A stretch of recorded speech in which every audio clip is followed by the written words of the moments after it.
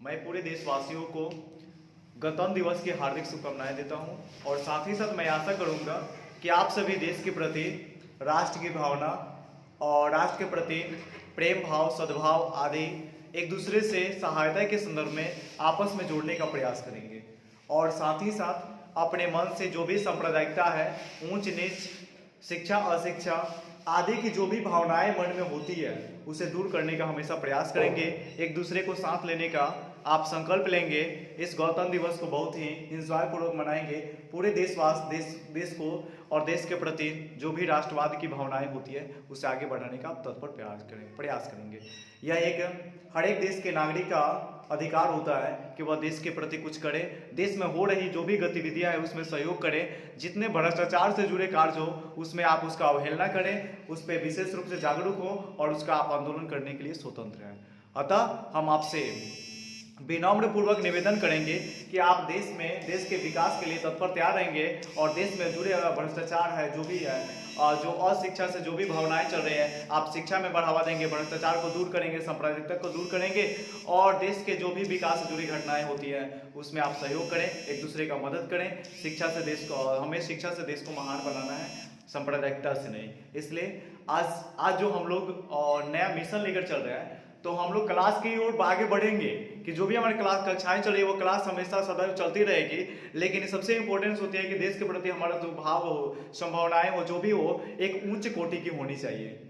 जो भी गतिविधि आज से जुड़ी हुई है हमें देश के विकास के लिए जो भी अहम कदम उठाना पड़े, चाहे वो धार्मिक दृष्टिकोण से हो, सांस्कृतिक दृष्टिकोण से हो, शैक्षणिक दृष्टिकोण से हो या सेवा क्षेत्र से हो या प्राथमिक जो भी क्षेत्र हो, सेना क्षेत्र में जाकर आप देश की सेवा कर सकते हैं, आप किसी भी क्षेत्र में जुड़कर देश की सेवा कर सकते हैं, लेकिन आप आतंकवाद का कभी बढ़ावा न दें, भ्रष्टाचार को बढ़ावा न दें। देश में जो भी देशद्रोही की बात की भावना आती है आप उसको कभी भी स्वीकार न करेंगे। देश के लिए जो भी हो, देश के लिए मर मिटने के लिए आप लोग तैयार रहेंगे। बस आज मेरा जो क्लास स्टार्ट होगा वो हायर एल्केन्स हम लोग पढ़ रहे थे, ऑर्गेनिक केमिस्ट्री के जो एग्जाम टॉपिक से ही हम लोग इंपॉर्टेंट पढ़ेंगे कि एग्जाम व्यू में जो भी पैटर्न बढ़ने की जो चांस होगी। हमेशा क्या होता है कि प्रयास किया जाता है, प्रयास ही सबसे इंपॉर्टेंट होती है और एक स्टूडेंट लाइफ में हमेशा होता है कि हमें किस दिशा में जाना हो तो दिशा हमें मार्गदर्शन जो मिलना चाहिए वो हमेशा से पॉजिटिव मिलनी चाहिए।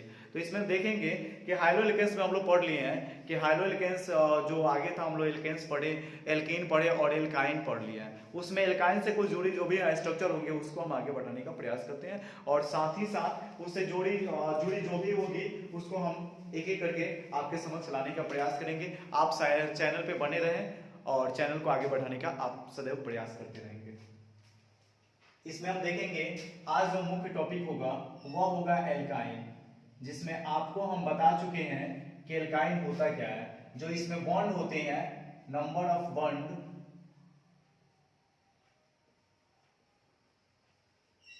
इसमें बॉन्ड जो होते हैं वो ट्रिपल बॉन्ड होते हैं। इसी बॉन्ड पे हमें कार्य करना होता है और इसके सूत्र के बारे में हम लोग पढ़ लिया है कि जो इसका जनरल फॉर्मूला होता है वह होता है CnH2n-2। इसी फॉर्मूला के आधार पे हम इसके जो भी कंपाउंड्स होते हैं उसे निकाल लेते हैं। जैसे हम यहाँ पे ट्रिपल बॉन्ड कब लगाएंगे, जब हमारे पास कार्बन की संख्या कितनी होगी, 2 होगी। तो यहाँ पे हम जब C2 रखते हैं और इस फॉर्मूला से डिराइव करते हैं तो हमें मिल जाता है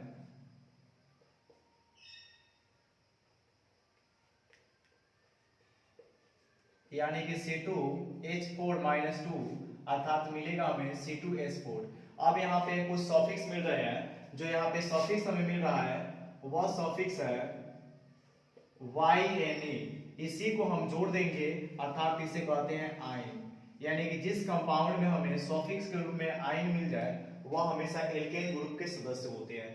जैसे यहाँ पे यह तो मिल गया और C2 को हम जानते हैं कि C2 को क्या कहते हैं, एथ कहते हैं शॉर्ट में। नेक्स्ट वीडियो में हम प्रीवियस जो भी वीडियो है उसमें इसको बताया गया है। तो देखते हैं कि C2H4 जो है यह फॉर्मूला C2H2 जो है यह फॉर्मूला बन गया एथ का, लेकिन यहाँ पे दिखाई दे रहा है कि YNE जब सॉफिक्स जोड़ेंगे तो यह एथाइन होगा। तो इसी प्रकार से एथाइन होगा और यहाँ पे समजातीय श्रेणी को हम लेकर चलेंगे तो समजातीय श्रेणी आपको हर में यौगिक बनाने में सहायता करेंगे जो कार्बनिक यौगिक से जुड़ा होगा। तो यहाँ पे हम एक कार्बन को और बढ़ाते हैं तो हमें बढ़ाना पड़ेगा हाइड्रोजन की संख्या 2, एक कार्बन बढ़ाना पड़ेगा और एक हाइड्रोजन, अर्थात यह जो बनेगा यह हो जाएगा प्रोपाइन। यदि हम कार्बन 4 लेते हैं तो हाइड्रोजन कितना लेना पड़ेगा 2, तो यह हो जाएगा ब्यूटाइन। इसके बाद C5H8 यह हो जाएगा पेंटाइन। इसी प्रकार से C6H10 यह हो जाएगा हेक्साइन। आप इसी प्रकार से आप चाहें तो 10 या 10 से अलग कंपाउंड्स भी आप लोग क्या कर सकते हैं, निकाल सकते हैं। तो यहाँ पे ब्यूटाइन हो गया, प्रोपाइन हो गया,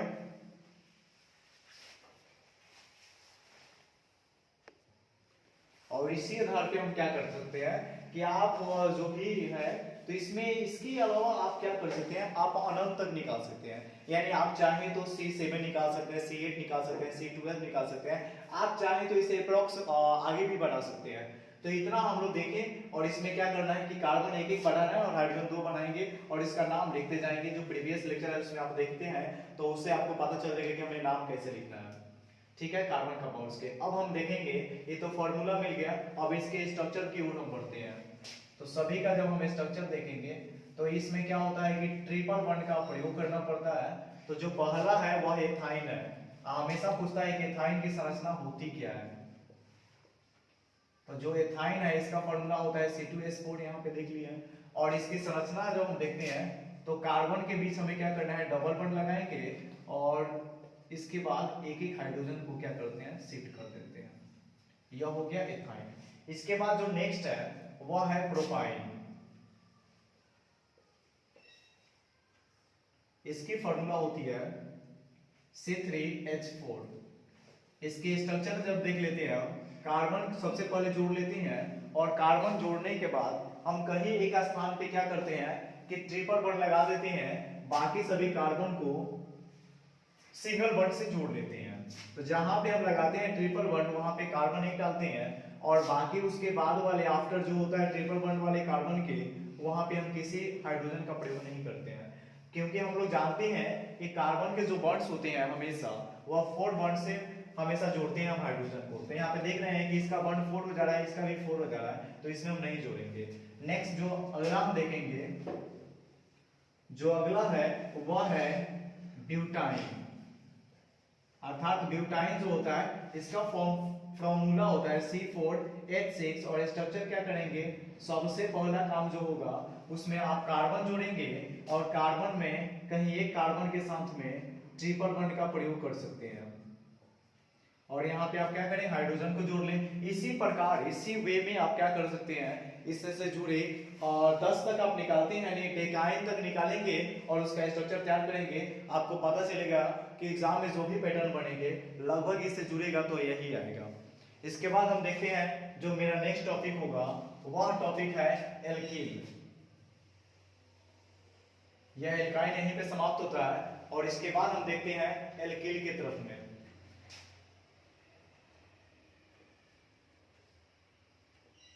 यह नेक्स्ट है एल्कील।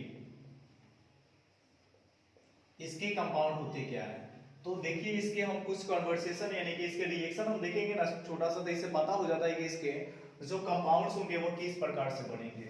जैसे यहाँ पे CH4 है और CH4 से एक हम क्या करते हैं, हाइड्रोजन को लेस करते हैं यानी कम करते हैं तो CH3 मिल जाता है।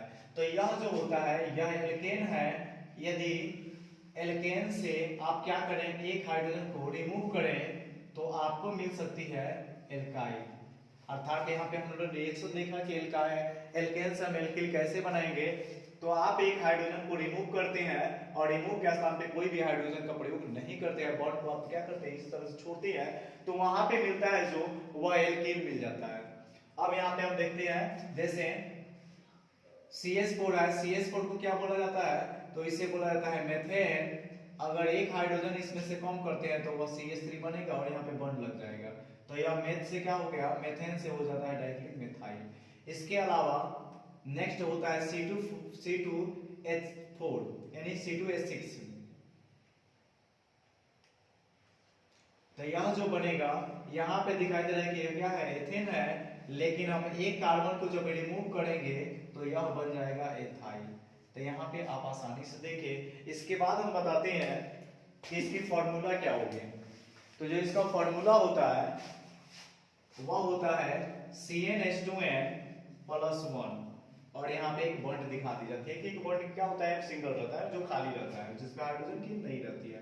और इस पे जो बॉन्ड लगता है वह बॉन्ड कौन सा लगता है, सिंगल बॉन्ड लगता है। नेक्स्ट आगे जो होता है यह सबसे इंपॉर्टेंट है एल्केल समूह। एल्केल समूह से बहुत सारे जो प्रश्न बनते रहते हैं, जैसे इससे जोड़कर ही हमें पढ़ना होता है। एल्कोहल पढ़ेंगे नेक्स्ट, इसमें देखेंगे आगे एल्कोहल को कैसे लेंगे। तो सबसे पहले जो क्रियाशील मूलक होंगे उसको हमको लेना पड़ेगा, उसके बाद हम एक एक करके इसके बारे में बातें करेंगे। और यहाँ पे कुछ हम स्ट्रक्चर भी इसको देख लेते हैं। एक स्ट्रक्चर इसका देख लेते हैं, ठीक। इसका जब स्ट्रक्चर हम देख लेंगे तो पता चल जाएगा। तो देखिए यहीं पे हम इसका स्ट्रक्चर भी देख लें। तो यहाँ पे कार्बन जो है वह 1 है और हाइड्रोजन 3 है, तो यह बन गया एल्किल का स्ट्रक्चर। और नेक्स्ट हम यहाँ पे देख लेते हैं एथिल है, इसका स्ट्रक्चर कैसे बनाएंगे। तो सबसे पहले कार्बन को जोड़ देंगे सिंगल बॉन्ड से, और एक बॉन्ड को ऐसे ही छोड़ देंगे, उसमें हाइड्रोजन को नहीं रखते हैं, अर्थात वह बन जाता है कौन सा, इथाइल। इसी आधार पे आप चाहें तो एल्किल समूह के बहुत सारे कंपाउंड्स बना सकते हैं, इसके समूह को जोड़ सकते हैं, एक एक करके सभी को आगे बढ़ाने का प्रयास करेंगे। और सीखने का बहुत इंपॉर्टेंट है कि आप सीखने का प्रयास हमेशा तत्पर तैयार रहें सीखने के लिए। नेक्स्ट आगे हम देखते हैं अल्कोहल।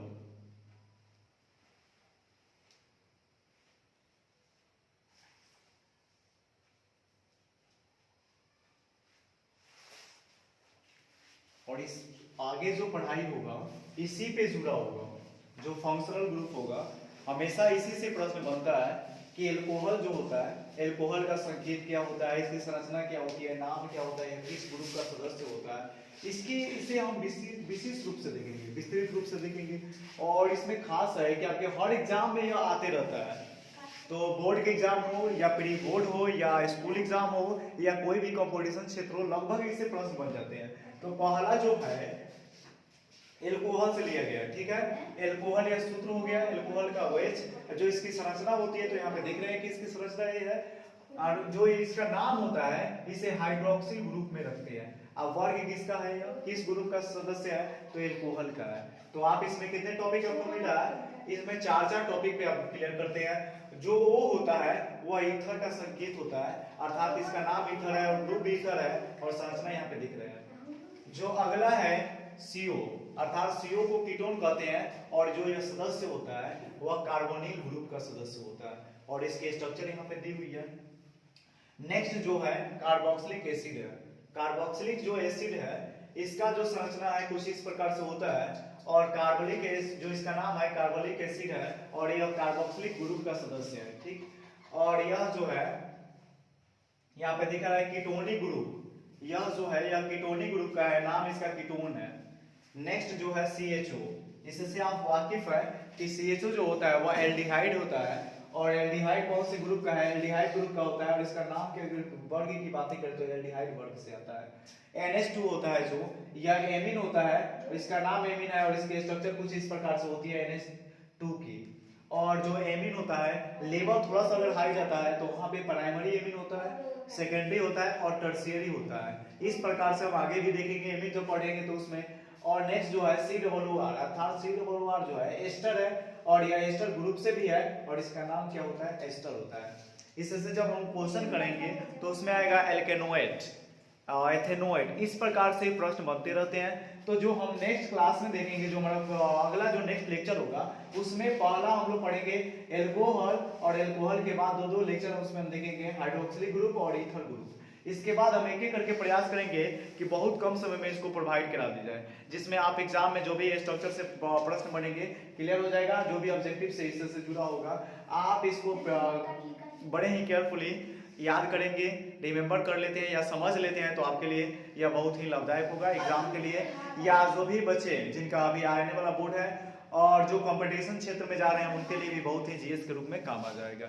ठीक है, आज के लिए मेरा लेक्चर इतना ही रहेगा। नेक्स्ट वीडियो में मैं और इसे बहुत ही विस्तृत रूप में पढ़ाने का प्रयास करेंगे, और जो भी स्टूडेंट्स हैं, छात्र हैं, जो भी भाई बंधु जो भी हैं हमारे चैनल पे लगातार अगर जुड़े हैं तो वह जुड़े भी रहे, और लगातार और भी बच्चों को जो जिनका एग्ज़ाम है और जिनका एग्ज़ाम अभी आने वाला है, जो अभी पाठन से जुड़े हैं, सभी लोग हमारे चैनल को लाइक करेंगे, शेयर करेंगे और ज़्यादा से ज़्यादा सब्सक्राइब करेंगे। आप सभी को रिपब्लिक डे की हार्दिक शुभकामनाएं। Thank you, thanks. जय हिंद, जय भारत।